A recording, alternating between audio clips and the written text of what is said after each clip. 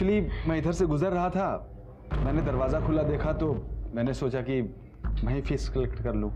वो मैं काम में इतना बिजी हो गई कि दरवाज़ा बंद करना ही भूल गई। एनीवे आप बैठिए ना, मैं भी फीस लेकर आती हूँ।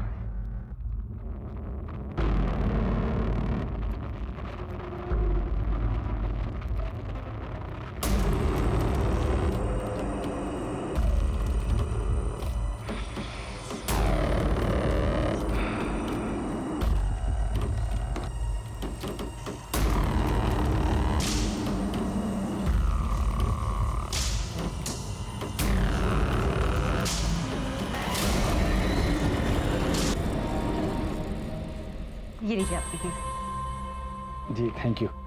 सॉरी, वो डस्टिंग और सफाई में ऐसी हालत हो रही है कि आपको चाय कॉफ़ी के लिए भी नहीं पूछ पा रही हूँ।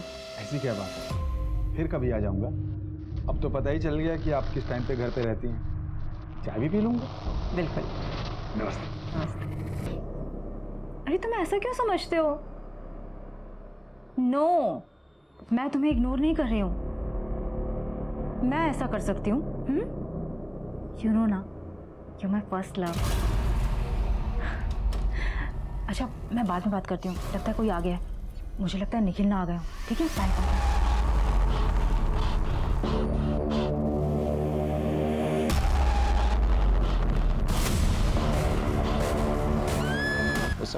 सर निखिल भैया तो ऑफिशियल टूर पे बाहर गए हैं, आउट ऑफ स्टेशन। मैंने उन्हें कॉल कर दिया सर, बस आते ही होंगे। बच्चों का मेडिकल चेकअप करवाओ और एक ट्रॉमा काउंसलर से मिलवाओ उन्हें। लगता है खूनी को पता था कि हस्बैंड शहर से बाहर गया हुआ है और बच्चे जो हैं रात को दादी के घर पे रुकने वाले हैं। रोहिणी तो अकेले, लेकिन घर पे कोई फोर्स एंट्री का कोई मार्क नहीं है। आई एम श्योर कि वो सिर्फ खून करने का इरादा लेके घर पे आया होगा। ये तुम कैसे कंक्लूड कर सकते हो? कोई मर्डर वेपन नहीं मिला। इसका मतलब यही होता है कि वो हथियार अपने साथ लेकर आया होगा, रोहिणी का मर्डर किया और हथियार वापस अपने साथ लेकर चला गया।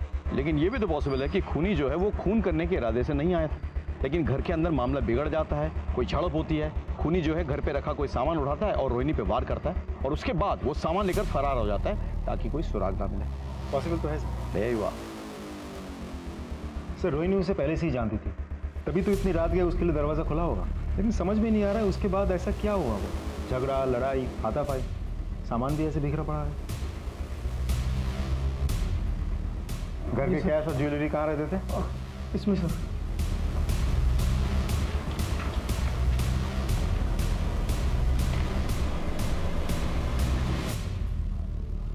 मतलब खून करके कैश और ज्वेलरी लेके खूनी फरार हो गया।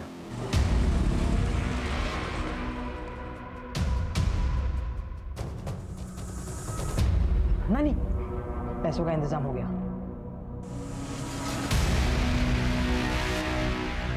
जमीन पे पड़े हुए सूखे खून के धब्बे को देखकर तो ऐसा लगता है कि रोहिणी पे वार कल रात को किया गया था।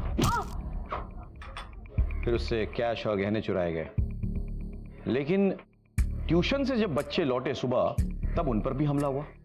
अब सवाल ये उठता है कि खूनी इतनी देर तक इंतजार क्यों करेगा? शायद वो बच्चों का वेट कर रहा था ताकि उन्हें भी खत्म कर दे। निखिल, रोनी का हस्बैंड। आइए मेरे साथ।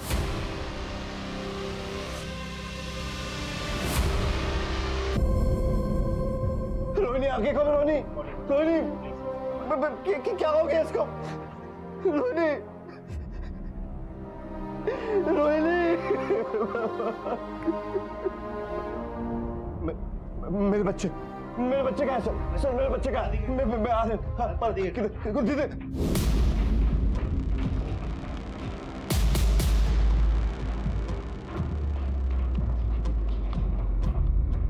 सर रोकूं उसे? नहीं, पूछता? नहीं, उसे अपने बच्चे से मिलने का अधिकार है, मिलने दो, उसके बाद पूछताछ करेंगे।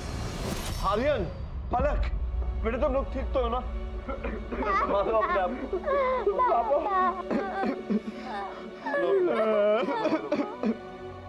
सर रोहिणी की पोस्टमार्टम रिपोर्ट आ गई है। रोहिणी के सर पे किसी हेवी मेटल की चीज से वार किया गया था, जिसकी वजह से एक्सेसिव ब्लड लॉस हुआ और उसी की वजह से उसकी मौत हुई। सर मौत करीब सुबह 7 बजे के आसपास हुई है। ये कैसे हो सकता? जमीन पे पड़ा खून तो सूख चुका था तब तक, यानी कि खून 3-4 घंटे पहले गिरा हुआ ना। सर फॉरेंसिक रिपोर्ट आ गई है सर। डेड बॉडी के पास मिले हुए सारे ब्लड सैंपल्स डेड बॉडी के साथ मैच कर गए हैं सर। मतलब रोहिणी पे कातिलाना हमला रात के 3 बजे हुआ, लेकिन उसकी मौत सुबह 7 बजे हुई। तो तब तक रोहिणी ने स्ट्रगल क्यों नहीं किया और किसी को खबर करने की कोशिश क्यों नहीं की? सर हो सकता है खूनी के हमले की वजह से बेहोश हो गई हो। हाँ, उसके सर पे किसी हैवी ऑब्जेक्ट से वार किया गया था, कोई मेटालिक ऑब्जेक्ट जो घर पे शायद पड़ी हो। घर से कोई मेटालिक चीज़ जब मर्डर हुआ तब आप एग्जैक्टली कहाँ पे थे? सर मेरी एक आर्किटेक्ट फर्म है, मैं एक प्रोजेक्ट के सिलसिले में आउट ऑफ टाउन था। वहीं तेजस का फ़ोन आया तो उसने मुझे इस हादसे के बारे में बताया, मैं तुरंत वहाँ से चला आया। अच्छा निखिल जी, आपको क्या लगता है आपकी पत्नी को किसने मारा होगा, क्यों मारा होगा? उनकी किसी से कोई दुश्मनी, कोई उन्हें कोई परेशान कर रहा था, कभी किसी ने धमकाया हो? नहीं सर। श्योर? ये आई एम श्योर। आपके बच्चों को भी मारने की कोशिश की गई, तो बच्चों से किसकी दुश्मनी हो सकती है? बच्चों की भला किसी से क्या दुश्मनी हो सकती है? आगे चलकर अगर आपको कुछ याद आए, कोई भी क्लू आपको मिले तो हमसे शेयर कीजिएगा जरूर। Definitely sir, bye. Thank you sir. हो सकता है कि रोहिणी के मौत के पीछे जो कोई भी बात जिम्मेदार है, शायद निखिल को भी उसकी खबर नहीं है, लेकिन हमें निखिल और रोहिणी के तमाम डिटेल्स पता करना होगा। पास पड़ोस में बात करो, पूछताछ करो, उनके कलीग से बातचीत करो, फ्रेंड्स, रिलेशंस, मायके, हर जगह। सर नानी, मैं डॉक्टर ले आया हूँ। ये नाना को हॉस्पिटल ले जाएंगे और नाना ठीक हो जाएंगे। ठीक है बेटा। आई एम सॉरी, इनकी तो मौत हो चुकी है।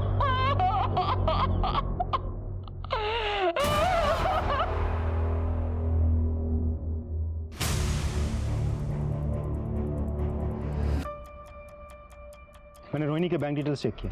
रोहिणी ने अपने अकाउंट से 2 लाख रुपए निकाले थे।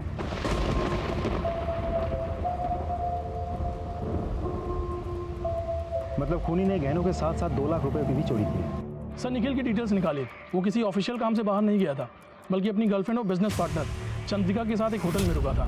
मुझे नहीं पता कि रोहिणी ने 2 लाख रुपए किससे निकाले थे। और रही बात चंद्रिका की, उसके साथ मेरा कई सालों से।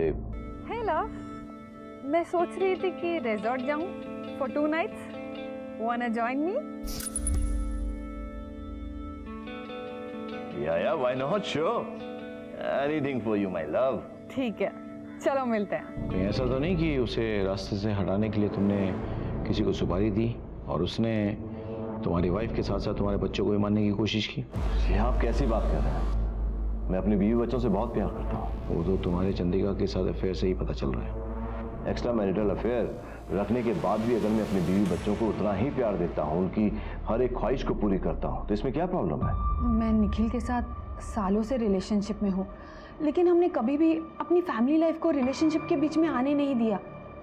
निखिल अपने फैमिली से बहुत प्यार करता था और ना ही मैं उससे कभी शादी करना चाहती थी और ना ही वो चाहता था, और ना ही मेरी उसकी वाइफ के साथ किसी भी तरह का जेलसी था।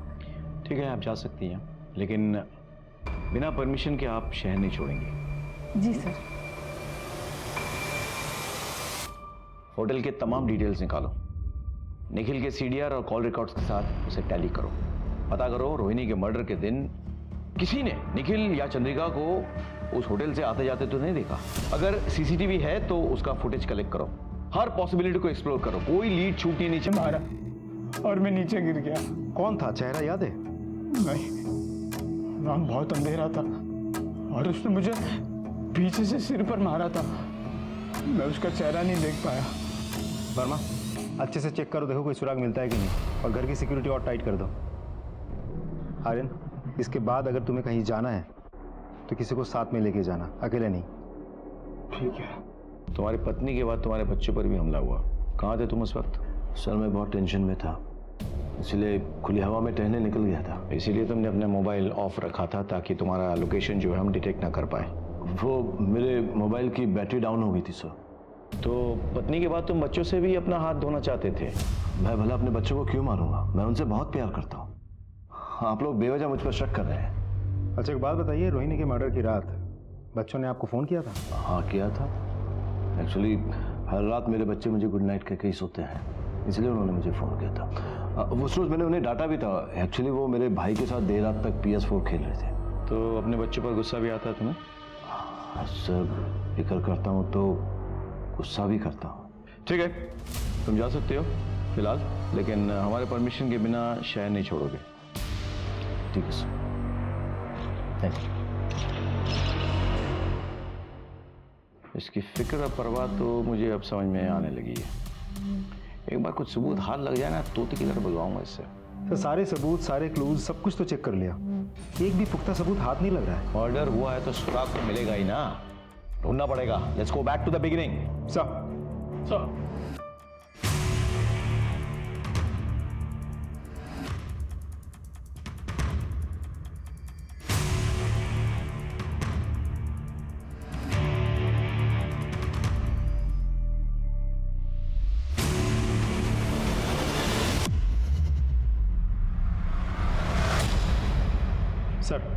इस सिम को रोहिणी के घर पे बड़े ही सस्पिशियस तरीके से छिपाया गया था।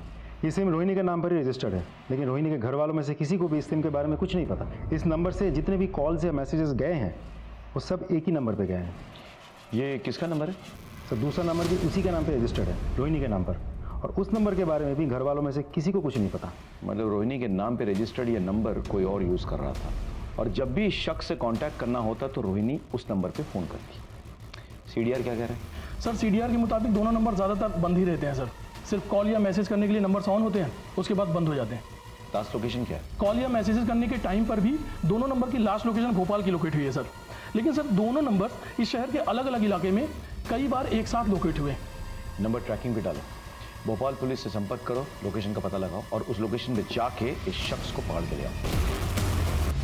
सर, वो नंबर भोपाल में जहाँ लोकेट हुआ था वहाँ जाके हमने पूछताछ की। उस नंबर के बारे में किसी को कुछ नहीं पता, और ना ही रोहिणी को वो लोग जानते हैं। लेकिन हाँ, मैंने चैट हिस्ट्री डाउनलोड कर ली है। अच्छा, क्या? रोहिणी को मैसेज आए थे, तुम मुझसे प्यार नहीं करती, सिर्फ अपने हस्बैंड से और फैमिली से प्यार करती हो। रोहिणी का रिप्लाई, मैं तुमसे भी बहुत ज़्यादा प्यार करती हूँ, ऐसा नहीं है। उसका रिप्लाई, तो फिर छोड़ क्यों दिया? रोहिणी, मैं मजबूर थी। फिर उसने पूछा, अब इन सबको छोड़ दो और मुझे अपना लो। फिर रोहिणी का रिप्लाई, नहीं मैं ऐसा नहीं कर सकती। फिर उसका रिप्लाई आता, तो फिर मुझसे प्यार करने का नाटक क्यों करती हो? You selfish. सर, इससे तो साफ पता चलता है कि दोनों के बीच अफेयर चल रहा था। और ये तो तय है कि रोहिणी की जिंदगी के इस एंगल के बारे में ज्यादा लोग नहीं जानते।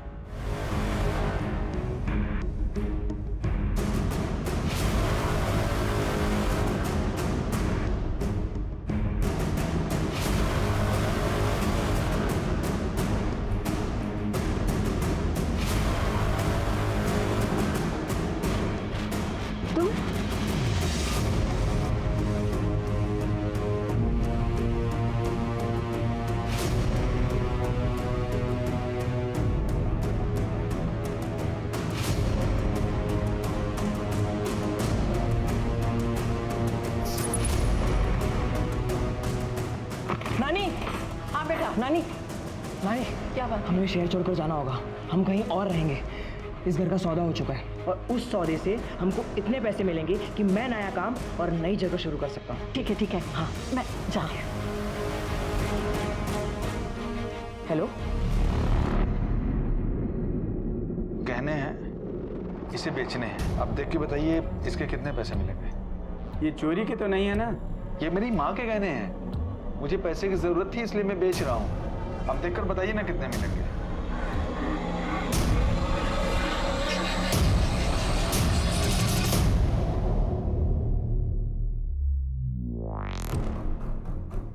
अभी रोकड़ा कम है, शाम तक आइएगा, पैसों का इंतजाम करके रखूंगा। अरे नहीं भाई साहब, मुझे नहीं बेचने हैं। वो मुझे पैसे की जरूरत है ना, तो मैं कुछ दूसरा इंतजाम कर लेता हूँ। मेरी माँ के गहने हैं ना, इसलिए नहीं बेचना है। ठीक है,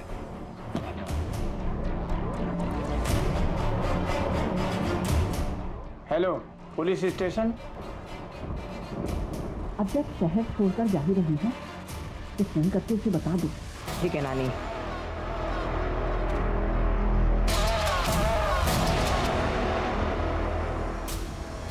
भेज दिया।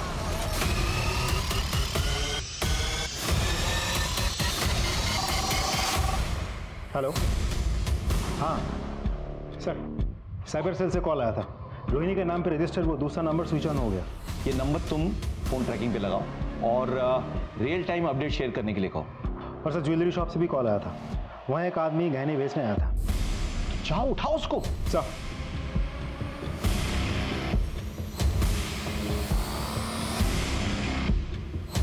जूम करिए।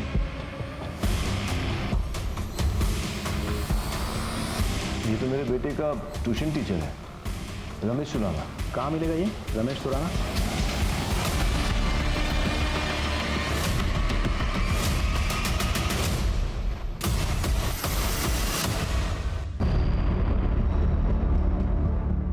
ये तो मर गया।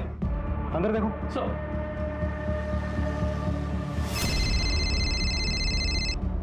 हेलो।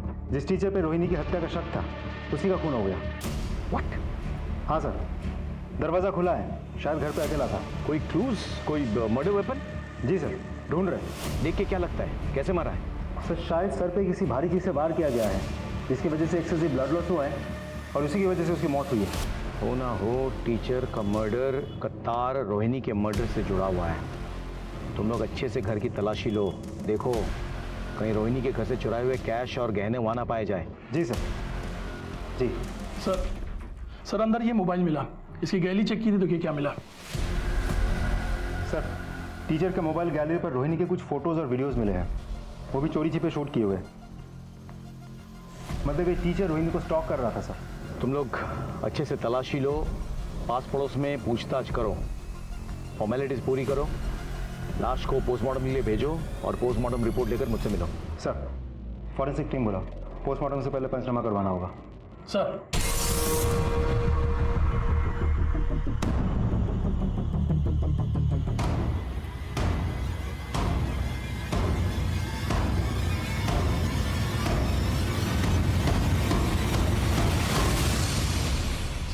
सर टीचर की इनिशियल पोस्टमार्टम रिपोर्ट आ गई है सर। रिपोर्ट के मुताबिक सर पे मेटल की किसी भारी चीज के चोट लगने से काफी ब्लड लॉस हुआ सर, और ब्रेन हैमरेज से टीचर की मौत हो गई। एक बात और सर, जख्म में कुछ अलग पार्टिकल्स भी मिले हैं जिसकी जांच अभी भी चल रही है। ये रही रिपोर्ट सर।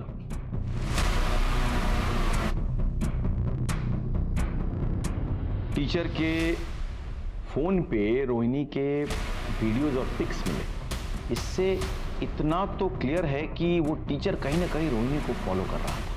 सर रोहिणी के बच्चों से पता चला है कि उसी दिन क्राइम से पहले टीचर उनके घर आया था फीस लेने के लिए। शायद उसी वक्त उसको समझ में आ गया था कि हस्बैंड शहर से बाहर है और बच्चे जो हैं दादी के घर पे रात को रुकने वाले हैं। सर हो सकता है टीचर रोहिणी पर चांस मारने गया हो और रोहिणी के इनकार करने पर उसने उसे जान से मार दिया हो और इसे लूट की शक्ल देने के लिए गहने लूटे हो और अब बेचने जा रहा था। हाँ ये सारी पॉसिबिलिटीज हैं, लेकिन मेरे मन में कुछ सवाल है। सवाल एक, रोहिणी के घर पे कोई फोर्स एंट्री नहीं हुई। चलो मान लेते हैं कि वो टीचर रोहिणी के घर पे रात को पहुंचा और किसी बहाने उसने एंट्री ले भी ली और फिर रोहिणी के साथ उसने जोर जबरदस्ती की, लेकिन रोहिणी के बदन पे हमें उस तरह के जोर जबरदस्ती के मार्क्स नहीं मिले। सवाल नंबर 2, अगर हम मान लेते हैं कि टीचर ने जोर जबरदस्ती की इसलिए रोहिणी ने रिएक्ट किया और उसकी वजह से टीचर ने उसे मार दिया, तो फिर वो सुबह तक वहां पे क्या कर रहा था?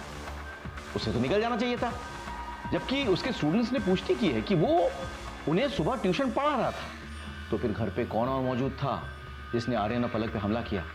सवाल नंबर 3, टीचर को किसने मारा और क्यों मारा? सवाल नंबर 4, उसके पास मिले गहने कहां गायब हो? सर ऐसा भी तो हो सकता है कि किसी और को पता चल गया हो। ये भी हो सकता है कि टीचर ने अलग अलग दुकान जाके ज्वेलरी बेचने की कोशिश की हो और उसी में से किसी ने उनको अकेले पाके उनकी हत्या कर दी हो और फिर पैसे लेके भाग गया हो। सर ऐसे देखा जाए तो ये केस बहुत ही कोइंसिडेंटल बनते जा रहा है। अब रोहिणी की हत्या टीचर ने की, किसी और ने टीचर की हत्या की रोहिणी के गहने और कैश लूटने के लिए, जिसके साथ रोहिणी का कोई कनेक्शन भी नहीं है। ये सारी पॉसिबिलिटीज हैं, लेकिन अब हमें एक नहीं 2 मर्डर मिस्ट्री सॉल्व करने हैं। टीचर के दोस्त, दुश्मन, रिश्तेदार सबके बारे में पता लगाओ, सबके डिटेल्स निकालो। Okay thank you sir. Cyber branch से कॉल आया था सर, उन्होंने रोहिणी के मोबाइल से उस मिस्टीरियस नंबर पे फूटी कोटी पर मिलने के लिए मैसेज भेजा था और वो मान गया सर। थोड़ी देर में मिलने के लिए आ रहा है। Very good. बेटा फोन लगाओ।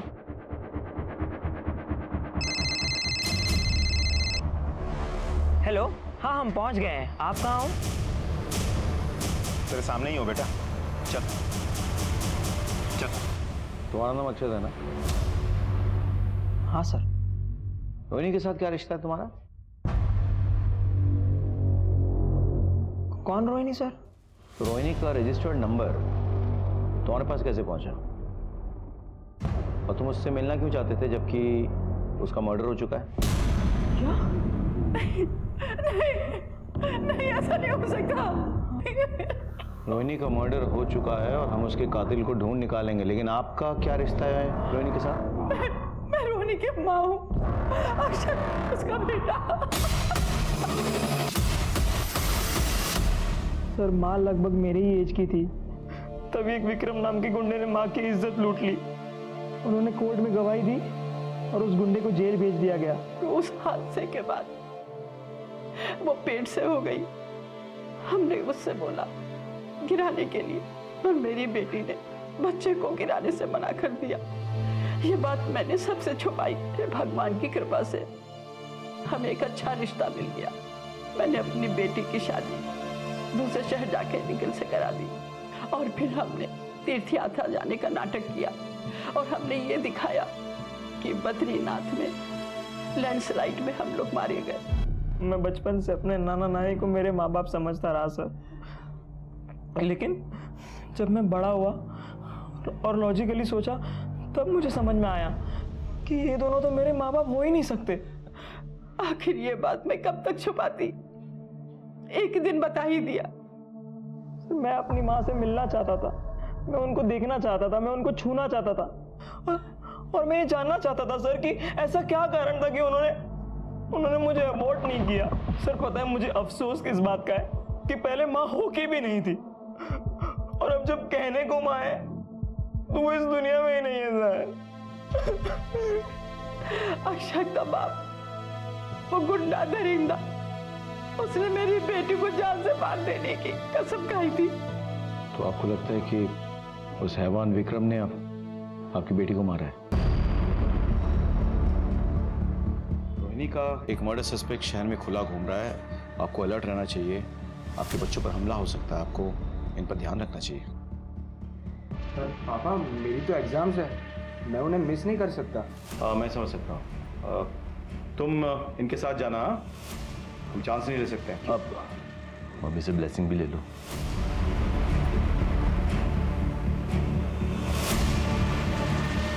बाय पापा, थैंक यू। अरे ये तुम्हारे बैग पे टैग लगा हुआ है, इसे तो निकाल दो कम से कम। All the best. Bye.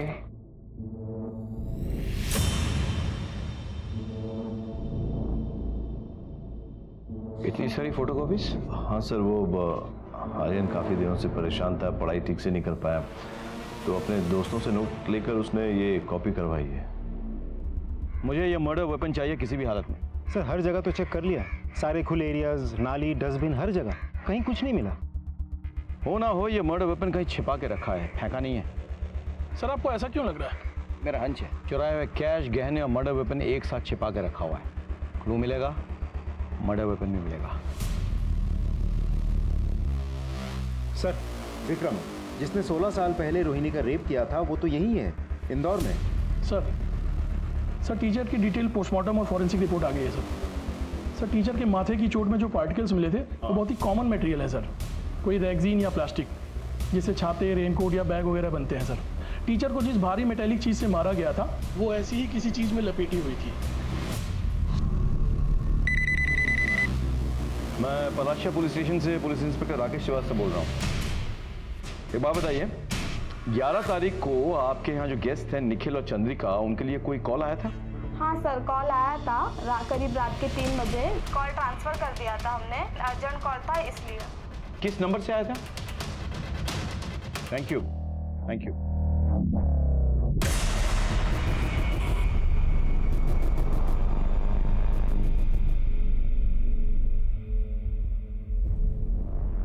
Sorry mister Nikhil, आपके यहाँ वाईफाई है क्या? क्योंकि मेरा सिग्नल बड़ा वीक आ रहा है और कुछ इंपॉर्टेंट मेल्स भेजने हैं। जी हाँ, हमारे घर का वाईफाई बहुत स्ट्रांग है। पासवर्ड है रोहिणी, ROHINI।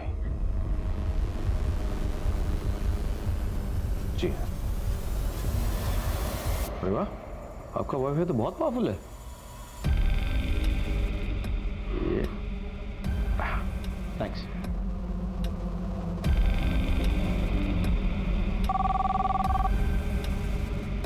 हेलो। मेरा शक सही निकला है, तुम लोगों को पता है क्या करना है। सर लेकिन आर्यन के नोट्स तो हमेशा अप टू डेट रहते हैं। ठीक है, जाओ तुम लोग। तो फिर आर्यन अपने किसी फ्रेंड के 5 महीने पुराने नोट्स कॉपी करवा के क्यों लाया था? बेटा मैं जानता हूँ तुम अपनी मम्मी से बहुत प्यार करते। तुमने देखा है मम्मी के साथ क्या हुआ, मुझे सच नहीं बताओगी?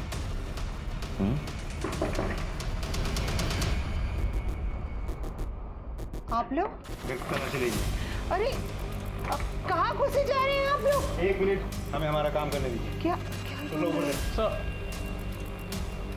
क्या ढूंढ रहे हैं आप लोग?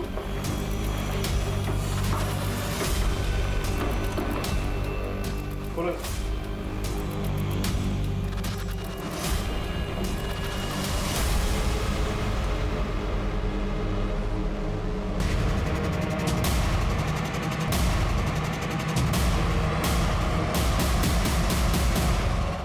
ले चलो। सर आर्यन, तुम्हें हमारे साथ पुलिस स्टेशन चलना होगा। चलो। मैंने क्या किया है? चलो। पापा ये अरे पर हमने क्या किया? चलो पता। क्या बात है? हम आर्यन को पुलिस स्टेशन ले जा रहे हैं पूछताछ करने के लिए। अरे क्यों लेके? आपकी पत्नी के मर्डर के सिलसिले में। अरे सर यहाँ पे पूछताछ कर सकते हैं ना आप पुलिस के काम में बाधा डाल रहे हैं। अरे सर पापा, अरे सर अरे कहाँ? अरे मेरी बात तो सुनिए सर। बेटा बेटा तुम टेंशन मत लेना, मैं अभी सब ठीक करके तो है, तो अपना ध्यान रखना है। देखिए आप मेरे बेटे को ऐसे पुलिस स्टेशन में बैठा के नहीं रख सकते। चोरी अभी के अभी। सर, आपका शक सही निकला। मर्डर वेपन पे आयरन के फिंगरप्रिंट्स मिले हैं। आर्यन, हमें प्रूफ मिल चुका है, अब तो सच बता दो। हाँ, मैंने ही मर्डर किया अपनी मम्मी का, पर मैंने टीचर को नहीं मारा। उस रात जब मैं घर लौटा तो मैं फ़ोन पर गेम खेल रहा था। उन्होंने आकर मेरा फ़ोन छीन लिया और मुझे सोने के लिए कहा। मैंने उनके साथ आर्ग्यू की तो मुझे थप्पड़ मार दिया। मुझे बहुत गुस्सा आया, पास पड़ा हुआ स्टैचू उठाया और उसके सिर पर मार दिया। और अगले दिन तुम पर जो हमला हुआ उसका क्या? मैंने झूठ कहा था। आपके इन्वेस्टिगेशन को भटकाने के लिए मैंने झूठ कहा था कि मेरे मम्मा के कातिल ने हम पर हमला किया। तुमने अपनी माँ को मार डाला? अरे कितना फिक्र करती हो तुम? कैसे बैठे हो तुम? बहुत कमाल की एक्टिंग करते हो यार तुम। निखिल, क्या बात है? कोई भी तुम्हें देखेगा तो कहेगा कि हाँ तुम बिल्कुल शॉक्ड हो अपने बेटे के कारनामों से, नहीं? जबकि तुम्हें सब पता है, तुम अच्छी तरह से जानते थे कि तुम्हारे बेटे ने तुम्हारी पत्नी का कत्ल किया है। क्या बकवास कर रहे हैं आप? बकवास? अच्छा, क्या मर्डर वेपन पे सिर्फ आर्यन के फिंगरप्रिंट्स थे? नहीं सर, मर्डर वेपन पे आर्यन के साथ साथ निखिल के भी फिंगरप्रिंट्स मिले हैं। सर, जिस वक्त टीचर का मर्डर हुआ था उस वक्त निखिल के फोन की लोकेशन टीचर के घर के पास ही थी। पड़ गया। उसे लगा कि जरूर रोहिणी कोई प्लान बना रही होगी उससे मिलने का, और जैसे ही रोहिणी बाहर गई उसने मुझे कॉल। हेलो सर, आपके लिए कॉल आया है। पापा, मैंने मम्मा को मार डाला। क्या? वो उस लड़के के साथ फोन पर फ्लर्ट कर रही थी, मैंने अपने कानों से सुना। कौन है यहाँ? तुम दोनों यहाँ पर क्या कर रहे हो? तुम फोन पे किसके साथ फ्लर्ट कर रही थी? क्या बकवास कर रहे हो ये? मॉम जैसी नहीं होती, तू ना माँ के नाम पे कलंक है। तुम्हें सच्चाई नहीं पता है, मुझसे बात करना ही बेकार है। आप ही ने तो कहा था कि आप होते तो आप मार डालते, मैंने भी वही किया। और टीचर को किसने मारा? पता नहीं। पता नहीं। टीचर के मर्डर के वक्त हमने तुम्हारा मोबाइल लोकेशन लोकेट किया था, और टीचर के जख्मों में आर्यन के बैग के निशानी मिले हैं। अब समझ रहे हो? सच बोलो। आर्यन ने जिस स्टैचू से रोहिणी को मारा था उसे उसने अपने बैग में रखा और वहां से चला गया, और दूसरे दिन उसी बैग को वो अपने ट्यूशन में ले गया और उसे वहां जाके छुपा दिया। लेकिन हमारी किस्मत ही खराब थी सर, वो बैग टीचर को मिल गया और उसमें रखे हुए ज्वेलरीज, पैसे और वो स्टैचू उसने देख लिया। जब आर्यन उसे वहां लेने गया तो और कहा कि मैं पुलिस को बता दूंगा। अपने बेटे को बचाने के लिए मुझे टीचर को मारना पड़ा।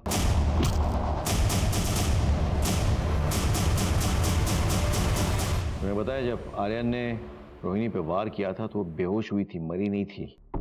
उसके बाद वो 4 घंटे जिंदा थी।